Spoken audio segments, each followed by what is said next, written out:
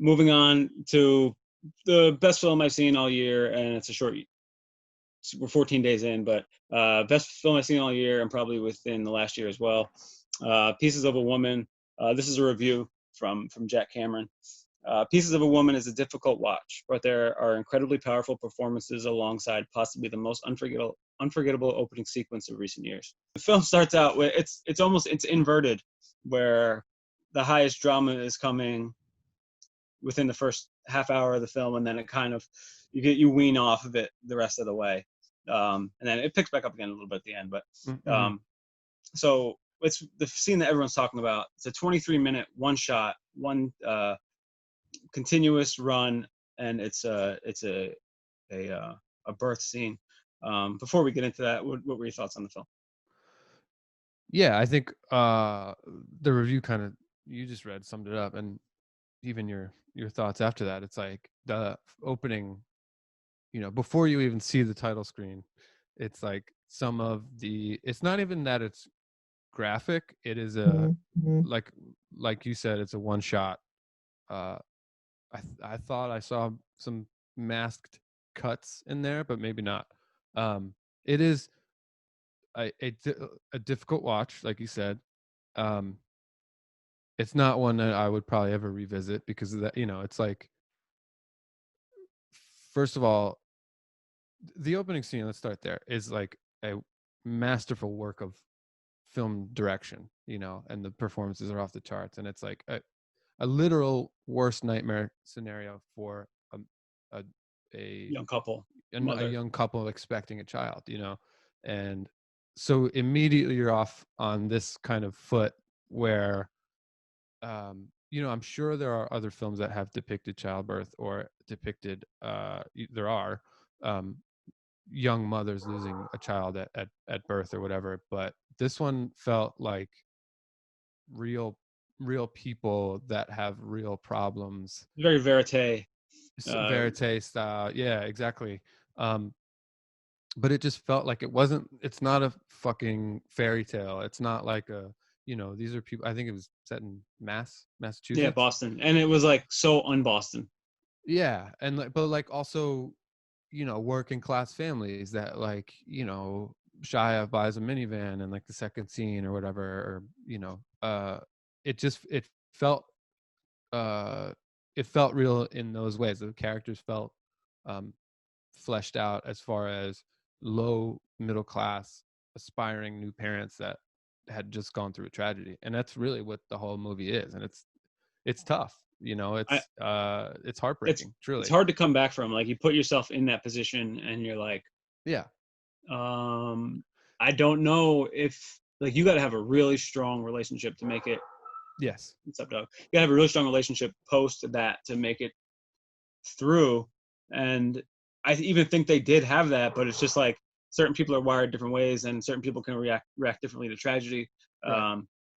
Both of them went, off the rails a little bit. Mm-hmm. And you said, it's not a fairy tale, and it's totally true. That was one of the things that I love the most. There's a scene later in the film where essentially Ellen Burstyn, who delivers a great performance. She's great. Yeah. Talking about Aronofsky. Yeah. She tries to, well, not try. She essentially makes an offer to buy Shia out of, like, here's as much money as you want, get out of here. Right. And in so many, 99 out of 100 films, there's going to be some sort of like love romantic thing where they're not going to take the money, they're going to take the girl, they're going to go with the love. Right. But in this film, like, no, there is a price right now. There's a price on, like, we're not connected that well anymore. I don't have a lot of money. I'm going through some shit. There's enough money that's going to make me just say, you know what, turn the page, chapter's over, I'm gone. And I feel like it took a lot of stones to even make that happen. Like, right, everyone's expecting them to, like, at that point, like, no, we're not gonna. Right, I think you buy me out of this family. That's a good point. I think the penultimate scene is, the two sisters and the mother having coffee and tea or whatever, lunch together. And when you get to that scene where Ellen Burstyn's character is trying to get Shia LaBeouf's character out of the picture. Um, like you said, you expect the cutoff to be, the mother, because she's been kind of an antagonist towards the two of them the entire Hmm. film up to that point. You expect the relationship to cut off, this this poisonous limb, or whatever you want to say, and kind of get her out of the picture so that they can come Heal. together as a couple Yeah. and be, she's kind of the wedge driving between them.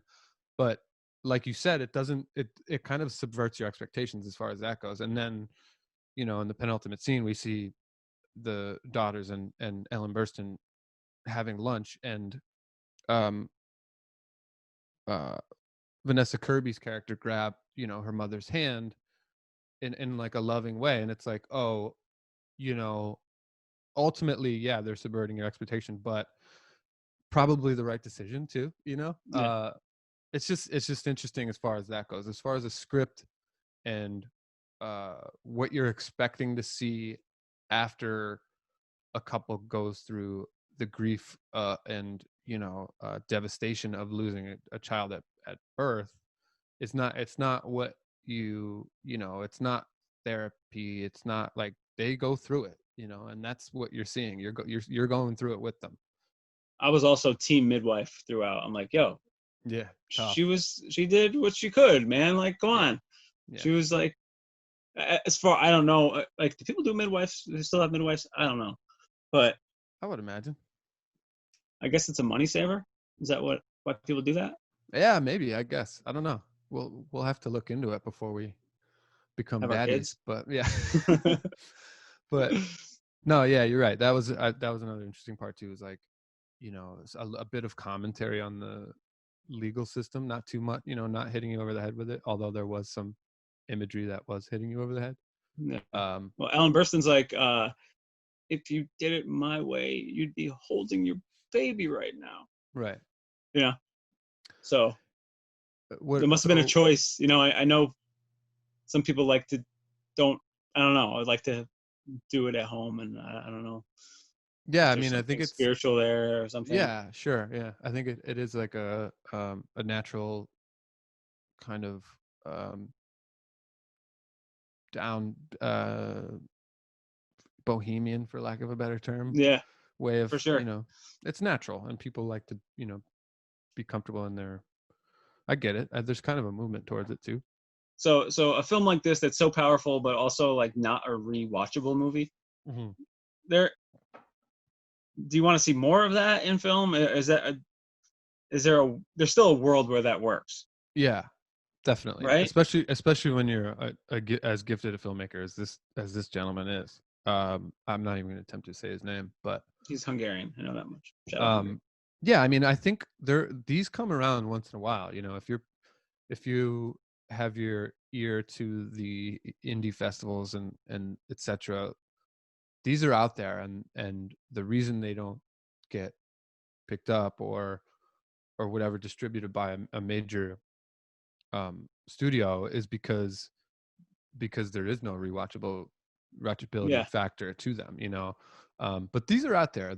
There's a few indies a year that are devastating, that you almost don't even want to think about again. And Scorsese co-signed it also. What came out as an EP, just to help the film get a little bit more Yeah, traction. So, you know, you get the that's seal of something. approval You get from to see Marty. approval from Marty. Yeah. So this was a stage play first over there. Had to do with the director and his wife. They wrote it together. Some true real life stuff in there. Mm. What are some of your favorite? We mentioned A Few Good Men before. Oh yeah. Plays that became films. Okay. There are a handful of kind of legendary ones, I would say, that you kind of have to point to. Sound of Music being one of them. Um, the other one I'm thinking of is Bob Fosse's Cabaret. Cabaret is unbelievable as a Okay, how movie. about I don't know take if you've take ever seen musical it. out of it? Um, the one I think of is none other than the great David Mamet's Glengarry Glengarry Glen Glen Ross. Ross. That's what I had. It's, I mean, it this is another example, like kind of what you were talking about, like um these indie pictures that, like, aren't necessarily uh mainstream art, but like I've found myself watching more and more movies lately and being more open to these like little contained stories that aren't, may not be consequential to the pop culture sphere, so to speak. um Glengarry Glen Ross is a perfect example of that. It's not like there's not a lot that happens. It's It's like literally 2 days just, or a day and a half, and yeah, it's like it's just dudes swinging, uh throwing their essentially a business fastballs. transaction. Yeah, these are the kind of movies that, I think what the the more you look at movies and understand why people make movies, or like understand even someone like David Mamet, why he would write such a thing, it's like the more open you are uh to being uh kind of the more open you are to accepting it as a piece of art, in whether it's an hour and a half or 8 episodes at an hour each. You know what I'm trying to say? So like Well, Glengarry Glen Ross is tremendous, well, tremendous you got, if picture. you have I wish you could fantastic see the play. dialogue and good performances, Yeah, it's going to make right, it go. exactly. There's nothing better in life than having, sitting. You feel better after having a great conversation. So it's entertaining to watch intelligent people talk and good actors recite intelligent writers' words. Exactly. Uh, Another, I'd love to see that one on stage. I absolutely. wish I could. Especially if there were one or two big names attached to it, it would be uh that would be really fun to see in on Broadway. I remember watching Fences a couple years ago too. That was another one that I know That's right. Yeah. was an older play. I think did man, I can't think of the name right now, but the latest Chadwick Boseman performance was uh, written by the same person and also a play. I can't remember her name right now. Um, like, You've heard the name, bro. Everyone's talking about it. yeah, it's coming out. Is it out yet, or is it coming out? Yeah, it's out. It's out. It's out. Oh, Damn it. Ma Rainey's Black Ma Bottom. Rainey's Black Bottom. That's Yeah. the Netflix. Yeah, yeah, Um, yeah. Okay. that's same deal as Fences. August Wilson play. Yeah. Okay. Yeah, August Wilson. Okay. That's Yeah, what it that's is. interesting. Do you have any others? Do you wanted to? Because I can't really. Are there others Off that the top of my are? head, Yeah. I know Mammoth's done more than just Glenn. Like he's had more than just Glengarry go from stage to film. Right. I'm having a figure out right now. The Bronx Tale. Bronx Tale was a Chaz Palminteri wrote it Right. in like the 80s, and then the movie was in the early 90s, Okay. and he was in it. The Bronx Tale. Cuckoo's Nest Yeah. was a play too. Um, the Milos Forman movie. Yeah, you That's can always tell back in the if news. there's no like gigantic set pieces with like Right. big Right. action sequences. There's a good chances are someone is on stage at some point. Which, like, it's again is like, if it's done right. I think there was an actual play uh that um what's his name? I have the book here. Cormac McCarthy wrote that Tommy Lee Jones and was it Samuel L. Jackson were in? Oh yeah, Sunshine something, Sunrise, Sunshine. It Sun was like they were just in the same room. Limited something limited. Sunset Sunset Limited. Limited, right. So there's, which eventually became a film for HBO. I think Yeah, that's Tommy where Lee I saw that on HBO. I think Tommy Lee actually directed it too, but some of them are, you can tell. Actually, this is funny that you bring this up, because some of them you can really tell that they were written for the stage. And if, like you said, if there's no major kind of set piece or action or even different locations, you can tell, and it feels a little strange. But sometimes it's okay to do a filmed version of the play. You know what I mean? Like, almost Hmm. The Hateful Eight could have been a stage play. You know, Oh my God. Oh, yeah, there's like, no. if you're It's contained in the haberdashery, it's like that. I would love to see a stage version of it. In fact, But like sometimes if it works, then it works, It's just it's hard to say what makes it like what would make a play stand out on screen. But these are all good examples, yeah. Good story, good performance, man. That's Yeah.